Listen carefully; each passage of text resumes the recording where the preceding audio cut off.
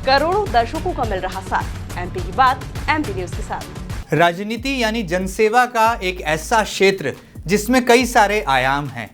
यहाँ पर मंच की जरूरत नहीं है, केवल जनता के बीच में उतरकर मैदान में आकर जनता की लड़ाई लड़ने की आवश्यकता है। शायद यही लोकतंत्र की खूबसूरती है कि नेतृत्वकर्ता जब भी मैदान में होता है तो जनसेवा की परिभाषा को परिपूर्णता देने के लिए वो किसी विचारधारा के दायरे के बंधन को भी तोड़ देता है, क्योंकि जनता की लड़ाई लड़ने के लिए विचारधारा नहीं बल्कि सही मायनों में जनता से सरोकार रखने वाले मुद्दों को उठाना आवश्यक है।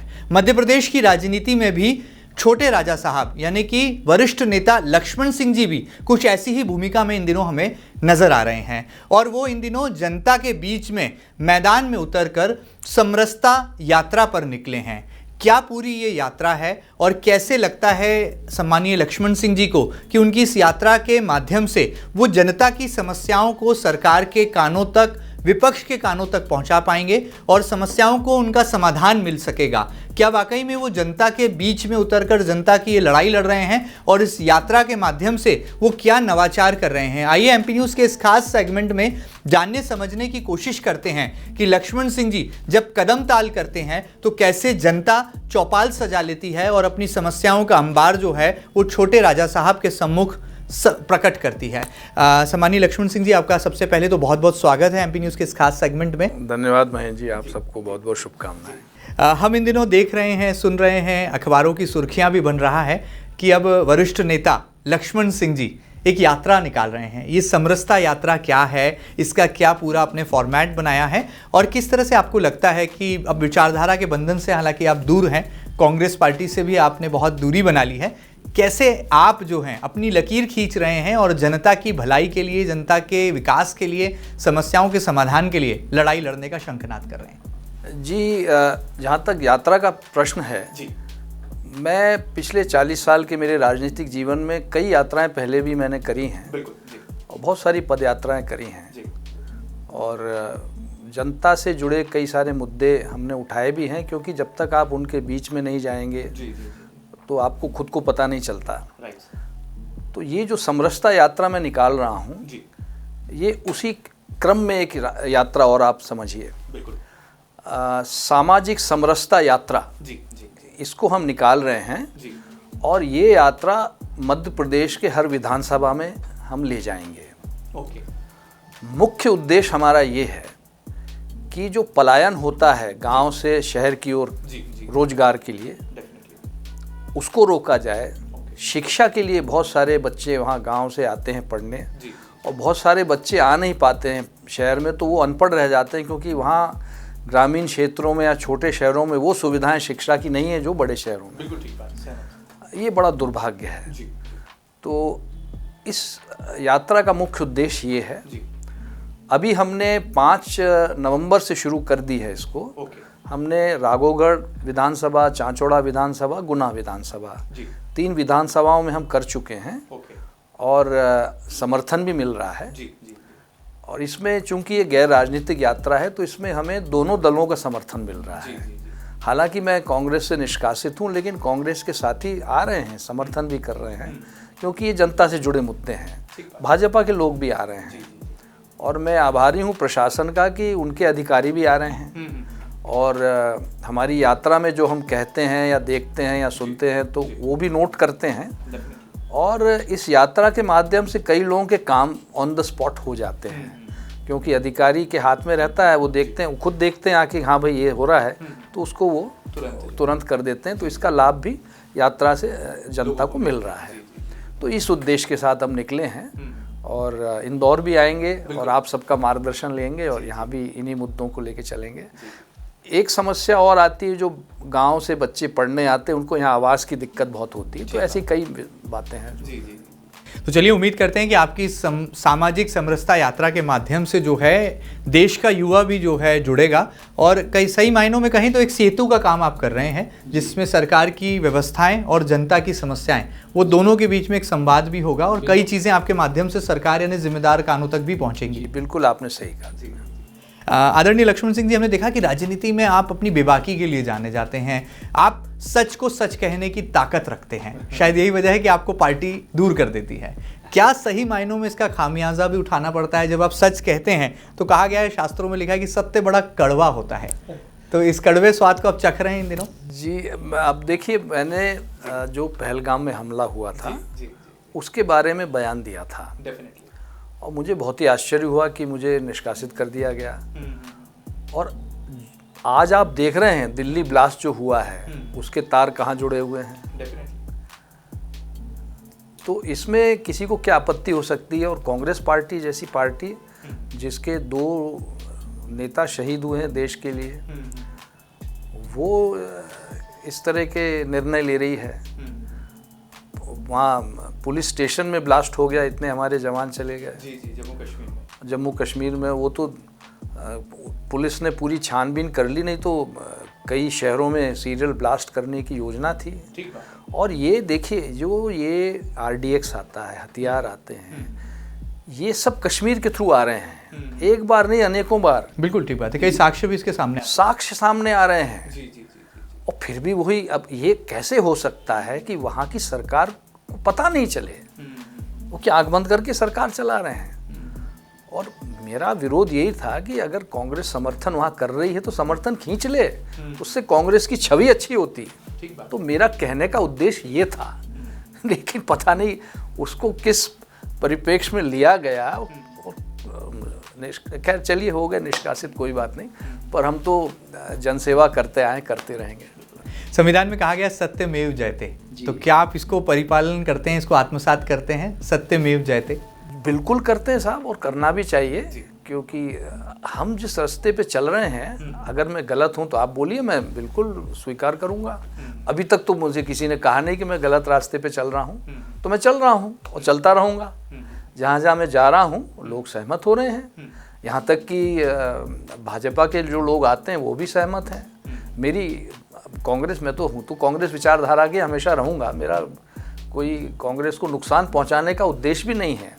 मेरा तो ये है कि कांग्रेस सही दिशा में तो सोचें, और कांग्रेस के लोग भी बहुत सारे सहमत हैं। अब वो कई लोग खुल के नहीं बोलते हैं, लेकिन कई लोग बोल रहे हैं, आगे और बोलेंगे। और बिहार के परिणाम के बाद तो आप जानते हैं कि अब लोग खुलकर आएंगे सामने। ठीक बात है, ठीक बात है। आपने एक बहुत अच्छी बात छेड़ी कि बिहार के परिणाम, ये मुझे लगता है अपने आप में एक आईना दिखाने वाला एक ऐसा पहलू रहा। आपने भी बहुत करीब से राजनीति को जिया है, और आप भी कई चुनाव लड़े हैं, लोकसभा के, विधानसभा के, और आपने जनता के बीच में रहकर जनता को समझा है। बिहार में कहाँ चूक कर गई कांग्रेस पार्टी या महागठबंधन, आपको लगता है, जिसमें तेजस्वी भी थे, राहुल जी भी थे, बहुत बड़ा स्टार कैंपेन हुआ, जन सुराज के लिए प्रशांत किशोर भी मैदान में थे, इतना बड़ा अपोजिशन था, लेकिन धराशायी हो गया? देखिए, 2-3 बातें रहीं जो मैं समझ सकता हूँ। हालांकि मैं बिहार गया नहीं था, पर मैं, चूँकि मेरी माताजी बिहार की थी और अब जो झारखंड में है वो पहले बिहार था, तो हम लोग भी वहाँ, हमारा ननिहाल है। बिहार में जातिवाद के खिलाफ वोट पड़ा है, और यही हम चाहते हैं, और हमारी सामाजिक समरसता का उद्देश्य भी यही है। तो कहीं ना कहीं जनता ने जो फैसला दिया, उस फैसले के अनुसार ही हम जो कर रहे हैं। पहली बात। दूसरा, जो कैंपेन शुरू किया था, एक ये वोट चोरी। देखिए, राहुल गांधी के नेतृत्व में 95 बार चुनाव कांग्रेस हारी है, 95 वो चुनाव हारी है। आंकड़े हैं उसके, मेरे पास रखे हैं, सभी आपके पास प्रामाणिक आंकड़े। अब आप कहो कि वोट चोरी हो रही है, आप कहो कि मशीन खराब है, तो ये कौन मानेगा? और इसकी आवश्यकता क्या है? वोट चोरी जैसी कोई चीज़ नहीं है। देखिए, मशीन हो या मनुष्य हो, कहीं ना कहीं गलती सबसे होती है। कहीं ना कहीं हो सकता है गलत नाम लिखे गए होंगे, गलती से लिखे हुए, जानबूझ के तो कोई लिखेगा नहीं। और इसके बाद आप स्क्रूटिनी करते हैं, हर पार्टी को अवसर मिलता है कि आप वोटर लिस्ट की स्क्रूटिनी करिए, उसकी छानबीन करिए। तो उस छानबीन में भी अगर आप बताते हैं तो वो नाम दुरुस्त ठीक कर देते हैं। ठीक बात है। और अब जो SIR है, ये तो बहुत ही विस्तृत है, बहुत विस्तृत लिस्ट तैयार हो रही है। अब इसमें भी आपत्ति है, तो भाई चुनाव कराएं ना कराएं। अब मैं आश्चर्यचकित रह गया, वो वाड्रा जी यहाँ आए और कह रहे थे कि बिहार का चुनाव फिर से कराओ, दोबारा कराएं। अरे भाई, आप संविधान की लाल किताब जेब में रख के घूमते रहते हो, क्या संविधान में लिखा है कि किसी व्यक्ति की मर्जी से चुनाव कराया जाए? तो ये बहुत ही ऑफ ट्रैक मामला कांग्रेस का चला गया है और मुझे नहीं लगता कि वो कभी भी सही दिशा में सोच पाएंगे। और इसीलिए यहाँ एक इस तरह का वातावरण बनता जा रहा है। देखिए आगे अभी तो फीडबैक मिलेगी यात्रा के बाद, तो फिर आपसे शेयर करेंगे। बिल्कुल। सर, राहुल गांधी जी के बारे में क्या कहेंगे? क्योंकि राहुल बहुत पसीना बहा रहे हैं और बिहार में तो हमने देखा कि वो मछुआरों के बीच में तालाब में कूद पड़े और ये वीडियो सोशल मीडिया पर, इंटरनेट की तरंगों पर खूब वायरल हुआ। लोगों को लगा कि इससे वोट मिलेंगे, लेकिन उल्टा हुआ, ये स्टंट कोई काम नहीं आया। क्या कहते हैं आप? एक भी सीट नहीं आई। जहाँ उन्होंने छलांग लगाई थी वही सीट हार गए और आसपास की एक भी सीट नहीं आई। तो ये इस तरह की ये मैं तो इसे एक शुद्ध रूप से नौटंकी कहूँगा। अच्छा होता है इससे कि आप मछुआरों के बीच में बैठ के उनकी समस्याएं सुनते। ठीक बात। मछुआरों की सबसे बड़ी समस्या क्या है? मैं भी उनसे इंटरैक्ट बहुत करता हूँ। मछुआरों की सबसे बड़ी समस्या क्या है कि उनको एक मार्केट चाहिए और एक जगह चाहिए, एक रेफ्रिजरेटेड कोई उनको इक्विपमेंट दिया जाए जिसके प्रिजर्व कर सकें। क्योंकि होता क्या है कि मछुआरा जब मछली पकड़ के लाता है और मछली बहुत जल्दी ख़राब हो जाती है, तो जो बिक जाती है वो तो बिक जाती है, जो नहीं बिकती है उसको फेंकना पड़ता है।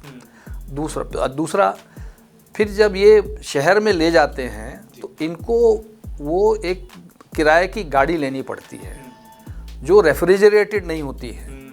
ठीक बात है। तो बर्फ़ रख के ले आते हैं, उसमें बहुत सारी मछलियाँ ख़राब हो जाती हैं, उनका मीट ख़राब हो जाता है, वो फेंकती हैं। तो मछली आप पकड़ के मार भी रहे हो, फेंक भी रहे हो।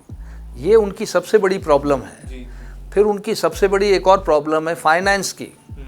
वो उनको जाल और जो नाव लेते हैं वो बहुत भारी ब्याज पे लेते हैं, वो बैंक देता नहीं है। ये प्रॉब्लम्स हैं, उनको हल करना था, उनको एड्रेस करना था। आपने एक डिप्टी सीएम का कैंडिडेट बनाया जो उस समाज से था, एक सीट नहीं आई। तो ये जनता सब समझती है, सब लोग जानते हैं। और बिहार के लोग बड़े समझदार शिक्षित लोग हैं। आप कुछ भी कहिए, वहाँ आप देखिए, वहाँ की नालंदा विश्वविद्यालय बिहार में रहा है, बड़े बुद्धिजीवी एक से एक निकले बिहार से। बिहार की भूमि बहुत पुण्य भूमि कही गई है। गया जी वहाँ पर है। गया जी वहाँ पर हैं। और उसमें आप ये एक बार बार ये जातिवाद भाई, हम सब भारतीय हैं और सब जातियाँ पूजनीय हैं, सम्माननीय हैं, सबका अधिकार है। तो फिर झगड़ा किस बात का? ये है। सर, एक आपके दिल की बात जानना चाहूँगा, क्योंकि राजनीति को आप जो है जनसेवा का माध्यम हमेशा से मानते आए हैं और आपकी बातों में भी हम देखते हैं कि आप जनता से सरोकार रखने वाले मुद्दों पर अपनी पार्टी के खिलाफ भी बोलते हैं, मुखर हो जाते हैं। चाहे गलती अपने की हो या पराई की हो, आप उसको जो है कटघरे में अवश्य खड़ा करते हैं। और मुझे लगता है ये लोकतांत्रिक देश में एक मंझे हुए सफल राजनेता की पहचान भी होती है, जैसे कि आपके नाम के साथ जुड़ी है। कांग्रेस पार्टी यानी कि विपक्षी दल जो गर्त में जा रहा है, ये जो बुरे दिन चल रहे हैं कांग्रेस, इसके लिए जिम्मेदार कौन है? आपको क्या लगता है कि कौन वो विलन है जिसकी वजह से कांग्रेस के ये बुरे हाल होते जा रहे हैं? देखिए, मैं विलन तो मैं चलो किसी को क्या कहें, लेकिन मुझे आज तक समझ में नहीं आई बात कि जो वरिष्ठ नेता हैं वो चुप क्यों रहते हैं। और ये दुर्भाग्य है। और कांग्रेस में बहुत समझदार, बड़े वरिष्ठ और बड़े बुद्धिमान और बड़े काबिल नेता हैं, उनको बोलने नहीं दिया जाता है। और एक नेता जिसने 95 बार चुनाव हरवाया, उसको चुप नहीं करा सकते हैं, तो ये विडंबना है। अच्छा, वहाँ उनको बिठा के थोड़ा समझाना है और वो समझ भी जाएंगे, ज़रूर समझेंगे कि भाई आपकी ये जो भारत जोड़ो यात्रा थी ये फेल हो गई। आपने खूब प्रयास किया, हम ये नहीं कह रहे आपने प्रयास नहीं किया, आपने खूब मेहनत की, खूब प्रयास किया, लेकिन परिणाम नहीं आए तो कहीं ना कहीं पार्टी के अंदर कुछ गड़बड़ी है। आप सही इश्यूज नहीं उठा पा रहे हो, आपका कैंपेन स्ट्रेटेजी गलत है। आप पहले चौकीदार चोर, फिर आप प्रधानमंत्री की माताजी, पूज्य माताजी को गाली दे रहे हैं। इससे खराब चीज़ क्या हो सकती है? आप बिहार की छठी मैया का मजाक उड़ा रहे हैं, इससे गंदी बात क्या हो सकती है? आप क्यों किसी की आस्था को चोट पहुंचाते हो? तो ये कौन समझाएगा? अब इनको समझाना चाहिए, और ये समझाएंगे अगर तो वो मान भी जाएंगे, पर जब तक नहीं समझाएंगे तो समझेंगे हम बहुत अच्छा कर रहे हैं और वो करते जाएंगे और नतीजे वैसे ही आते जाएंगे। दिग्विजय सिंह जी, पूर्व मुख्यमंत्री और आपके बड़े भाई, किस तरह से आप देखते हैं, क्योंकि वो भी बहुत मुखर हैं, लेकिन क्या लगता है इन दिनों वो भी ऐसे दिनों से गुजर रहे हैं कि अपनी ही बात अपनी ही पार्टी के आलाकमान तक नहीं पहुंचा पा रहे हैं और सुनवाई नहीं हो रही है? दिग्विजय सिंह जी बहुत परिपक्व नेता हैं और हम लोग तो एक ही परिवार के सगे भाई हैं और 40-50 साल हमने साथ काम किया, बहुत संघर्ष किया। हमारे ऊपर कोई हमारा पॉलिटिकल गॉडफादर नहीं था। जो भी संघर्ष किया है हमारे साथ सैकड़ों हजारों कांग्रेस के कार्यकर्ताओं ने किया है। ग्वालियर संभाग में कांग्रेस का पता ही नहीं था, वहाँ केवल जनसंघ थी और राजमाता सिंधिया का बोलबाला रहता था। कांग्रेस थी नहीं वहाँ, हमने वहाँ कांग्रेस खड़ी की है। श्यामाचरण शुक्ला ने और अर्जुन सिंह जी ने हमें मार्गदर्शन दिया, कांग्रेस में भाई साहब को लिया और कांग्रेस खड़ी करी है।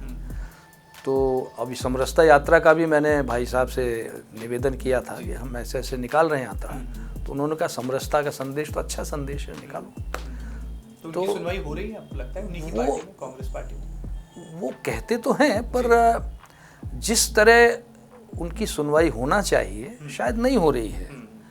अगर होता तो ऐसी इतनी बड़ी बड़ी गलतियां नहीं करते। दिग्विजय सिंह जी कभी नहीं कहते कि इस तरह के अपशब्द इस्तेमाल करो, कभी नहीं कह सकते। और दिग्विजय सिंह जी क्या कोई भी नहीं कहेगा, ना कमलनाथ जी कह सकते हैं, ना कौन इस तरह के। हम चुनाव लड़ने जा रहे हैं, जनता के लिए लड़ाई लड़ने जा रहे हैं, जनता की सेवा करने जा रहे हैं, हम किसी को गाली बकने जा रहे हैं? यानी क्या तुम किस तरह सोचते हो ये कि चुनाव की क्या तुम्हारी रणनीति है? कोई पसंद नहीं करता। चलिए सर, आगे बढ़ते हैं। हम देख रहे हैं कि आप राजनीति में इन दिनों एक बीच की मिडिल लाइन पर खड़े हैं, ना आप कांग्रेस में हैं ना आप बीजेपी में हैं, आप जनता के साथ हैं, जनता का पक्ष उठा रहे हैं और अपनी भूमिका का निर्वहन कर रहे हैं, और जो बार बार जनता ने चुनकर आपको लोकसभा विधानसभा भेजा उस धर्म का निर्वहन कर रहे हैं, और उम्र के इस पड़ाव में कर रहे हैं जब ऐसा लगता है कि अब सेल्फ एक्चुअलाइजेशन की तरफ चले जाए, लेकिन आप जो है जनता के बीच में पब्लिक के लिए अपने आप के लाइफ को जो है डेडिकेट कर रहे हैं। क्या कोई ऑफर भी आया लक्ष्मण सिंह जी के पास? क्योंकि लगातार बीजेपी हमने देखा कि जो अच्छे थिंक टैंक वाले पॉलिटिशियंस हैं उनको तुरंत अपने खेमे में कर लेती है, और लक्ष्मण सिंह जी बड़ी सूझबूझ वाली सियासत करते हैं। आप तो हालांकि उस दल में भी रहे हैं, तो क्या इन दिनों किसी ऑफर के दौर से भी आप गुजरे हैं? नहीं, निश्चित रूप से ऑफर आया है, लेकिन आज मैं स्थिति में हूँ और मैं समझता हूँ कि मैं किसी दल में जाऊँगा तो आज जो मुझे दोनों पार्टी से समर्थन मिल रहा है वो नहीं मिलेगा। तो मैं ज़्यादा काम कर सकता हूँ, ज़्यादा अच्छी तरह जनता की सेवा कर सकता हूँ जब मैं किसी दल में ना हूँ। क्योंकि आज इस यात्रा में आप देखिए भाजपा के लोग आ रहे हैं, जैसा मैंने कहा कांग्रेस के लोग आ रहे हैं, और मैं किसी दल में चला जाऊँगा तो फिर एक दल के लोग आएंगे, एक दल के नहीं आएंगे। तो इसलिए मैं अभी जो यात्रा निकल रही है इसका अच्छा इम्पैक्ट भी पड़ रहा है और काम भी लोगों के हो रहे हैं, क्योंकि प्रशासन के अधिकारी मौजूद होते हैं और वो खुद देखते हैं। अब मैं एक उदाहरण आपको बताऊं, गुना में हम भ्रमण कर रहे थे एक मोहल्ले में, तो बीड़ी बना रही थी महिलाएं। तो एक गायत्री देवी हैं, एक महिला थी, वो बीड़ी बना रही थी। तो हमने उनसे पूछा, हमने कहा बहन जी आप कितनी बीड़ी बना लेती हैं, आपको कितना पैसा मिलता है? तो मुझे आश्चर्य हुआ, उन्होंने कहा 60 रुपया रोज़ पड़ता है। अब 60 रुपया रोज़ तो कोई दर ही नहीं है, इतना कम, इतना बड़ा शोषण उनका हो रहा है, मजदूरी कितनी कम मिल रही है। अब ये बात जब हमने वहाँ प्रशासन को बताई तो प्रशासन की टीम गई और उनकी मजदूरी की दर बढ़ गई। ठेकेदार लोग बहुत मजदूरों का शोषण करते हैं। अब गेल जैसी कंपनी है, NFL, ये सरकारी कंपनियां हैं, आप विश्वास नहीं करेंगे, चलिए मैं आपको ले चलता हूँ। वहाँ जो कॉन्ट्रैक्टर है, लेबर कॉन्ट्रैक्टर, वो गेल से 600 रुपये रोज़ लेता है और 250 रुपये रोज़ देता है लेबर को। मजदूरों की मंडियाँ लगने लगी हैं कई शहरों में। हमारे राघोगढ़ में आज तक मैंने नहीं देखा है, क्योंकि वहाँ तो इंडस्ट्री लगी थी और काम धाम सबको मिलता था। राघवगढ़ में मजदूर की मंडी लग रही हैं, क्योंकि अब वो उस इंडस्ट्री के बाद वहाँ भी कोई डेवलपमेंट नहीं हो पाया है। गुना में लगती है, जबकि गुना में हम लोग वर्षों से वहाँ राजनीति कर रहे हैं। ये हम भी इसके जवाबदार हैं, मैं खुद भी जवाबदार हूँ कि हम लोग वहाँ जिस तरह का इंडस्ट्रियलाइजेशन गुना में होना था नहीं हो पाया है। जबकि गुना स्वयं एक ऐसी जगह है, गुना की, जहाँ राजस्थान का हाईवे भी जाता है, नेशनल हाईवे जाता है, रेलवे लाइन है और अब हवाई अड्डा बन रहा है। तो वहाँ भी इंडस्ट्री लगना चाहिए। अब सुना था एक सीमेंट प्लांट लग रहा है, लेकिन अभी तक कुछ नहीं लगा है। तो इस तरह के और छोटे छोटे उद्योग लगे, मैं तो कह रहा हूँ बड़ा नहीं लगे, कुटीर उद्योग लगें, एग्रो इंडस्ट्रीज लगें, खेती पर आधारित उद्योग लगें, तो उससे पलायन रुकेगा। तो ये संदेश लेकर हम निकल रहे हैं। बिल्कुल ठीक बात है सर। आपने राघवगढ़ की बात कही तो मैं देख रहा था कि आप पिछले दिनों लेखक भी बने थे। राघवगढ़ डायरी नाम की आपने किताब भी लिखी शीर्षक के साथ में। क्या और कुछ लिख रहे हैं? किताब और कुछ आने वाली है? और आपकी ये जो लेखनी का जादू है, ये राजनीति के बड़े बड़े चेहरों को क्या भविष्य में कोई आईना आपकी किताब के माध्यम से दिखाने वाला है? नहीं, मैं ज़रूर लिखूंगा और मुझे प्रोत्साहन भी मिला है जो मैंने लिखा था। पहली किताब जो लिखी थी वो परिवार से ज़्यादा संबंधित थी और राजनीति से संबंधित थी। ये जो किताब मैं लिखूंगा ये मेरी समरसता यात्रा पर आधारित रहेगी और पूरी तरह जनता को समर्पित रहेगी। जो जो हम देखेंगे, जो जो हम करेंगे समरसता यात्रा में, पूरे मध्य प्रदेश की क्या तस्वीर है वो आपके सामने हम रखेंगे। जहाँ अच्छा हुआ है, जहाँ नहीं हुआ है वो नहीं हुआ है। तो खट्टे और मीठे दोनों अनुभव उसमें दोनों अनुभव इसमें रखेंगे और इस तरह की पुस्तक मैं बनाऊंगा। डॉक्यूमेंटेशन हम लोग कर रहे हैं, आपसे भी शेयर करेंगे। Definitely sir. सर आगे जाते जाते आपके भतीजे और कांग्रेस पार्टी के वरिष्ठ नेता पूर्व कैबिनेट मंत्री जयवर्धन सिंह, हम तो सोच रहे थे कि उनका पॉलिटिकल प्रमोशन होने वाला है, लेकिन ये क्या हुआ, उन्हें तो जिले में समेट दिया गया, जिला अध्यक्ष बना दिया गया। आप इसको उनका पॉलिटिकल प्रमोशन मानते हैं या डिमोशन मानते हैं एक राजनेता के नाते? नहीं, मैं इसे डिमोशन नहीं मानता, क्योंकि जिला कांग्रेस बहुत महत्वपूर्ण पद होता है और मेरा तो आशीर्वाद उसको है, हमेशा रहेगा। जैसा मैंने पहले कहा है, मेरा भतीजा है, मेरे पुत्र से भी उसकी उम्र कम है और पर मैदान पे रह के ही राजनीति होती है, यही मैं उसको कहूँगा और मेरी उसको शुभकामनाएं। बाकी उसका भविष्य है, उसका भाग है, किसी का भाग कोई लिख नहीं सकता, ना कोई भाग बदल सकता। बहुत बड़ी बात है। और बाकी सब आगे जिसको जहाँ उसका भाग होगा हो जाएगा। पर पॉलिटिकली उनको कहीं और लोग देखना चाहते थे, लेकिन जब जिला अध्यक्ष की भूमिका में उनको एकदम से लाकर खड़ा कर दिया गया और कहा गया कि राहुल गांधी जी का सीधा फ़ोन आया था, सच्चाई है इन बातों में? मुझे पता नहीं, पर पॉलिटिकली तो राहुल गांधी को भी लोग पीएम बनकर देखना चाहते थे वो कभी संभव होगा नहीं। तो ये इसीलिए भाग बहुत बड़ी चीज़ होती है, बहुत बड़ी चीज़ होती है। अब एक मजदूर को पन्ना में हीरा मिला, वो कई करोड़ों का, तो उसकी तो उसका भाग बदल गया। किसी की लॉटरी खुल गई करोड़ों की, उसका भाग बदल गया। किसी का सब कुछ मिट गया, चला गया, उसका भाग बदल गया। तो ऐसा ये भाग का खेल होता है। सर आखिर में जाते जाते क्या कहना चाहेंगे? आपकी सामाजिक समरसता यात्रा से कैसे आम जनता जुड़े, आज का युवा जुड़े और वो नया वोटर जिस पर राजनीतिक दलों की बहुत निगाहें होती हैं, कैसे आप उस टीनेजर को, उस यूथ को अपने से कनेक्ट करेंगे? और आने वाले दिनों में हम देखेंगे कि मध्य प्रदेश की 230 विधानसभा सीटों पर जब लक्ष्मण सिंह जी की ये सामाजिक समरसता यात्रा परिपूर्णता की ओर होगी, तो एक इसका निचोड़ क्या निकलने वाला है? इस अमृत से क्या, मंथन से क्या अमृत निकलेगा? आप क्या मानते हैं? मैं ईश्वर की कृपा से जरूर निकलेगा। मेरा युवाओं से एक ही कहना है कि लोग आपको उकसाएंगे, जैसे जेन ज़ेड आंदोलन हुआ नेपाल में, श्रीलंका में और जगह, तो ये आपको उकसा के आपसे राजनीतिक लाभ लेना चाहेंगे, वो मत होने दीजिए। बहुत बड़ी बात। समरसता यात्रा में हम युवाओं की अगर उत्तेजना है, और है उत्तेजना युवाओं में, लोग नाराज़ हैं, तो हम उस उत्तेजना का कोई लाभ नहीं लेंगे, हम उस उत्तेजना को कम करने का प्रयास करेंगे। और कैसे करेंगे कि ये इसीलिए हम प्रशासन के लोगों को साथ लेके चलेंगे, और ये आए तो अच्छा ही है, वो आ भी रहे हैं कि भाई देखो ये इसकी ये समस्या आप हल करो इसको, और कैसे करें आप हमारा सहयोग भी लो, हम भी करते हैं। तो अगर हम उस उत्तेजना को इस यात्रा के माध्यम से कम कर सकते हैं तो बहुत अच्छी बात है, और हमारा उद्देश्य यही है। हम कभी भी, आप ये मान के चलिए कि किसी को उत्तेजित करके लाभ लेने के हम सोचते भी नहीं, हमारी सोच भी नहीं है, न उन लोगों की सोच है जो मेरे साथ चल रहे हैं, और मेरे साथ वही बेरोजगार लोग ज़्यादा चल रहे हैं। तो हमारा उद्देश्य रहेगा। और हम क्यों इस तरह करें, पर ऐसा लोग सोचते हैं, बहुत दुर्भाग्य की बात है। राहुल जी का तो बयान था कि जेन जेड आंदोलन होगा, ये होगा, इस तरह की बात करना नादानी है। ये देश के खिलाफ है, आपको लगता है? देश के खिलाफ है, एंटी नेशनल है।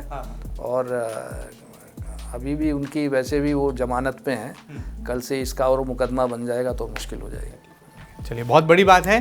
बेबाक भी हैं, दिल से राजनीति करते हैं, मन से जनसेवा करते हैं। शायद यही वजह है कि कई तरह का सत्य का कड़वा घूंट भी पी लेते हैं। और जैसा हमने कहा कि सत्यम शिवम सुंदरम, ये शास्त्रार्थ है। शिव जी का कंठ नीला इसीलिए हुआ था कि जब अमृत मंथन हुआ तो जो विष था वो उन्होंने खुद पी लिया था और वो कंठ में जाकर समाहित हो गया था। ऐसे ही राजनीति में भी जो कड़वा घूंट है उसको इन दिनों पी रहे हैं, जी रहे हैं लक्ष्मण सिंह जी, और जनता की लड़ाई लड़ रहे हैं। शायद हमें लगता है कि यही सही मायनों में जनहित की बात कर रहे हैं और एक ऐसी चौपाल सजा रहे हैं, एक ऐसा मंच बना रहे हैं ताकि युवाओं को, जनता को, महिलाओं को बेरोजगारी की जो समस्या है या जो गांव से निकलकर शहर में आने वाला जो पलायन है उसको कैसे विराम पर लाया जा सके और समाधान ढूंढा जा सके। तो उम्मीद करते हैं कि ऐसे सुलझे हुए, मंझे हुए और दिल से राजनीति करने वाले राजनेता लक्ष्मण सिंह जी के ये नेक इरादे और वादे ज़रूर पूरे होंगे। चुनाव से अलग वो जनता की लड़ाई जनता के बीच में उतरकर लड़ रहे हैं, तो उम्मीद करते हैं कि इसका एक सकारात्मक परिणाम भी आने वाले कल में हम देखेंगे। कांग्रेस पार्टी को भी आईना दिखा रहे हैं और बीजेपी से भी दूरी बना रहे हैं, यानी कि अपनी लकीर खींच रहे हैं और उम्मीद करते हैं कि उनकी ये लकीर उनकी नाम की भांति बहुत ऊंची और बहुत दूर तक जाएगी। ये खास बातचीत आपको कैसी लगी हमें ज़रूर बताइएगा और ताज़ा तरीन खबरों के लिए लगातार बने रहिएगा आपके अपने news channel MP news TV के साथ। फिलहाल इतना ही, नमस्कार। बहुत बहुत धन्यवाद। किसी को मेरी वाणी से कष्ट पहुंचा हो तो क्षमा करें। धन्यवाद। Thank you. करोड़ों दर्शकों का मिल रहा साथ, MP की बात MP न्यूज़ के साथ।